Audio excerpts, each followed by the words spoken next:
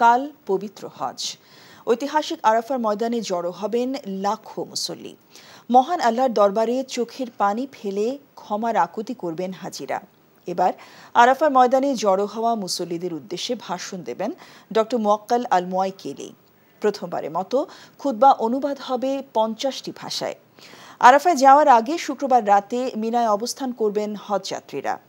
কাজী ইফতেখার শুভর desk report. হজের প্রারম্ভিক তাওয়াফ শেষে মুসল্লিরা শুক্রবার রাতে অবস্থান নেন মিনার তাঁবুতে।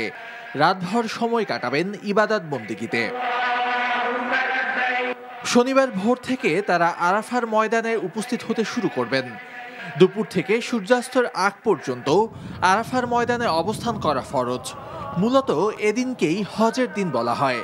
মহান রাব্বুল আলামিনের দরবারে চোখের পানি ফেলে ক্ষমা ভিক্ষা করবেন হাজিরা।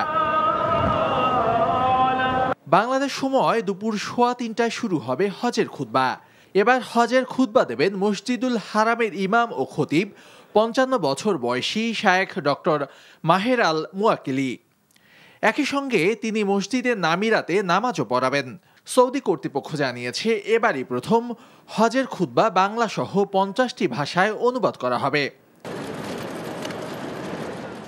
আরাফার ময়দানে খুতবা ও ইবাদত শেষে প্রায় 8 কিলোমিটার দূরে মুজদালিফায় হাজিরা রাত্রি যাপন করবেন। সংগ্রহ করবেন পাথর। 10 জিলহজ রোববার হজের তৃতীয় দিন ফজরের নামাজ আদায় করবেন হাজিরা। এরপর মুজদালিফা থেকে আবার মিনায় ফিরবেন। সেখানে পশু কুরবানি ও মাথা মুন্ডন করবেন তারা। 11 ও 12 জিলহজ হাজিরা শয়তানকে পাথর নিক্ষেপ করবেন।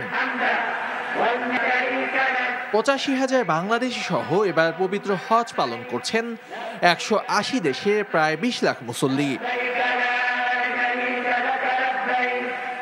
কাজী ইফতেখার শুভ, এনটিভি ইন্টারন্যাশনাল ডেস্ক।